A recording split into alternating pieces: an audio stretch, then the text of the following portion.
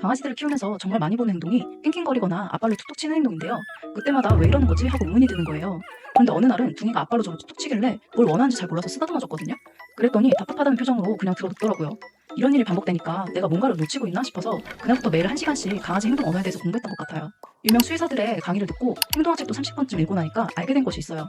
강아지의 행동은 단순히 귀여운 게 아니라 보호자와 소통하려는 신호라는 거예요. 특히 설채연 수의사님의 강의에서 강아지와의 관계를 깊게 만드는 건 그들의 신호를 이해하는 데서 시작된다는 말이 나오더라고요. 그래서 오늘은 아이들이 보호자님을 필요로 하거나 요구할 때 하는 대표적인 신호 6가지를 알려드리려고 해요. 영상 끝까지 보시고 여러분들도 반려견과 더 깊게 소통하는 법을 알아가시길 바랄게요. 좋아요 버튼 한 번씩 부탁드리고요. 바로 시작해볼게요. 강아지가 보호자에게 보내는 신호를 잘 이해하지 못하는 이유는 간단해요. 강아지의 행동을 사람의 시각에서만 해석하니까 진짜 의도를 파악하지 못할 때가 많거든요. 사람의 시각 말고 강아지가 진짜 원하는 그 안에 담긴 메시지를 제대로 알아주는 게 중요한데요. 첫 번째로 낑낑거리는 소리에 대해서 말씀드려 볼게요. 강아지가 작게 소리를 내면서 낑낑거리거나 헛기침 같은 소리를 낸다면 이건 보호자님의 관심을 받고 싶어서 하는 행동이에요. 관련 논문 하나 말씀드릴게요. Applied Animal Behavior Science 2014에 보면 강아지는 외로움을 느낄 때 낑낑거리는 소리를 내면서 보호자의 반응을 유도한다고 해요. 관심과 사랑을 부드럽게 요구하는 방법 중에 하나라고 보시면 되는데요. 그런데 주의하실 게 낑낑거리는 소리가 커지거나 길어진다면 관심 요청이 아니라 몸이 불편하다는 도움 요청 신호일 수 있어요. 이럴 땐 즉시 강아지 상태를 체크해 보시고 통증이나 다른 불편함이 없는지 확인해 주세요. 필요하면 수의사와 상담해서 건강 상태를 확인하는 것도 좋을 것 같아요. 두 번째로 말씀드릴 부분은 앞발로 툭툭 치는 행동이에요. 강아지가 앞발로 보호자를 툭툭 칠 때가 있죠. 이건 나한테 집중해줘라는 직접적인 관심 요청이라고 해요. 특히 보호자가 핸드폰이나 TV에 집중하고 있을 때 이 행동으로 관심을 끌려는 경우가 많아요. 저희 둥이도 제가 핸드폰을 오래 보고 있으면 다가와서 손으로 툭 치는 경우가 많았거든요. 예전에는 핸드폰 보면서 대충 쓰다듬어 주기만 했는데 이게 관심 신호라는 걸 알게 되니까 보고 있던 핸드폰을 내려놓고 놀아주게 되더라고요. 그 이후에 제가 생각한 방법은 놀이 시간을 정해서 놀아주는 거예요. 그랬더니 요즘엔 툭툭 치지 않고 놀이 시간에 맞춰 장난감을 물어오더라고요. 작은 신호를 무시하지 않고 적절히 반응해주니까 요즘은 아이들과 지내는 생활이 훨씬 편해졌어요. 근데 앞발로 툭툭 치는 게 항상 놀아달라는 의미는 아닐 수도 있거든요. 배고플 때 그릇을 툭툭 치거나 간식이 먹고 싶을 때도 간식통이 있는 수납장을 툭툭 건드릴 수도 있어요. 그래서 상황별로 신호를 확인하는 게 필요한데 툭툭 칠 때 주변 환경을 확인해 보기도 하고 일관된 규칙과 루틴을 한번 만들어 보시면 좋아요. 놀이 시간과 먹이 시간을 정해두면 그 시간에 반응하는 습관이 생기거든요. 그럼 불필요한 툭툭 치는 행도 줄고 보호자님과 더 건강하게 상호작용할 수 있어서 정말 좋아요.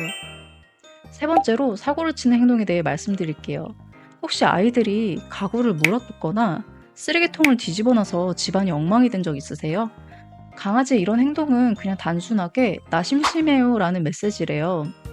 보호자님이 관심 신호를 무시해서 놀아주지 않을 때 스트레스를 해소하기 위해 집안을 어지럽힌다고 해요. 저널 오브 베테리너리 비헤이비어 2017 연구 논문에 보면 강아지가 보호자로부터 충분한 관심을 받지 못하거나 심심함을 느낄 때 파괴적인 행동을 해서 스트레스를 발산하는 경향이 있다고 해요. 만약 이런 일이 있을 때 소리를 치며 혼내거나 이렇게 하면 안 돼요 하면서 쓰다듬어 주면 오히려 사고를 쳤을 때 보호자님의 관심을 받을 수 있다고 학습한대요. 문제 행동 직후에 관심을 주면 문제 행동 이꼴 관심으로 잘못 인식할 수 있으니까 조용히 뒷정리를 하고 평소에 애정 표현을 잘해주시는 게 중요해요.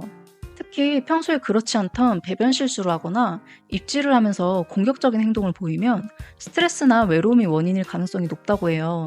이럴 때는 무조건 혼내기보다는 평소에 충분한 관심과 놀이 시간을 가지는 게 좋아요. 네 번째로 끊임없이 핥는 행동인데요. 보호자를 평소보다 많이 핥는다면 더 많은 관심을 주라는 표현이에요. 하지만 반대로 강아지가 자신을 계속 핥는다면 불안을 해소하려는 대표적인 카밍 시그널인데요. 캐닌 비헤비얼 제네틱스 2018 논문에도 나와 있는 내용인데요. 과도하게 핥는 행동이 자율신경계의 활성화랑 연관이 되어 있어서 스트레스를 줄이기 위한 본능적인 행동이라고 해요. 사람도 긴장할 때 손톱을 뜯거나 다리를 떨잖아요. 이것과 비슷한 것 같아요. 이럴 때는 생활 환경을 확인해 주거나 부드러운 스킨십을 해서 안심을 시켜주세요. 반대로 지속적으로 핥는 행동은 피부염이나 발진으로 인한 가려움일 수 있거든요. 핥는 행동이 자주 보인다면 몸의 상태도 잘 살펴봐 주세요. 5번째로 앞발을 드는 행동인데요. 강아지가 일어나서 앞발을 휘저는 행동을 볼 때가 종종 있어요. 이 행동은 나를 봐주세요라는 표현도 있고요. 간식을 주세요라는 신호일 때도 있어요. 근데 귀여워서 간식을 계속 주면 이게 학습이 돼서 계속 서 있는 행동을 할 수가 있어요. 강아지는 체중 중에 약 3분의 2가 앞다리에 실리거든요.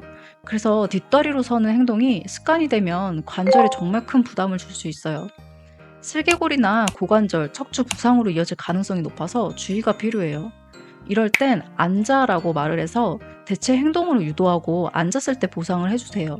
그럼 자연스럽게 교정할 수 있어요. 마지막으로 말씀드릴 부분이 박박 긁는 행동인데요. 강아지가 귀나 몸을 긁는 행동을 자주 보셨을 거예요. 그냥 간지러운가 보다 하고 넘겼다면 이 부분 주목해주세요. 사실 강아지의 긁는 행동은 나 불편해요 도와주세요 라는 신호일 수 있어요. 귀나 몸을 긁는 행위 대부분이 염증이나 알레르기가 있는 경우가 많아요. 그리고 모질이 건조해서 불편함을 나타낼 수도 있고요. 특히 긁는 행동이랑 함께 머리를 흔드는 경우는 귀 속에 염증이 생겨서 불편함을 호소하는 거예요. 저도 모찌가 자꾸 귀를 긁길래 대수롭지 않게 생각했거든요. 염증 초기 증상이 있던 걸 뒤늦게 알았어요. 그 후 매주 금요일을 케어데이로 정해서 귀 청소랑 피부 관리를 꾸준히 해주고 있어요. 덕분에 지금은 긁는 행동도 없어졌고 각질도 많이 줄었어요. 저희 모찌 귀를 살려준 제품이 궁금하시다면 고정 댓글에 남겨둘 테니 참고해주세요. 강아지가 보내는 행동 신호를 단순히 귀엽게만 보시지 마시고 그 안에 담긴 메시지를 이해하고 반응해주세요. 그럼 아이들뿐만 아니라 보호자님도 정말 편해지고 더 행복하게 지낼 수 있어요. 오늘 영상이 유익하셨다면 구독과 좋아요 꼭 눌러주시고요.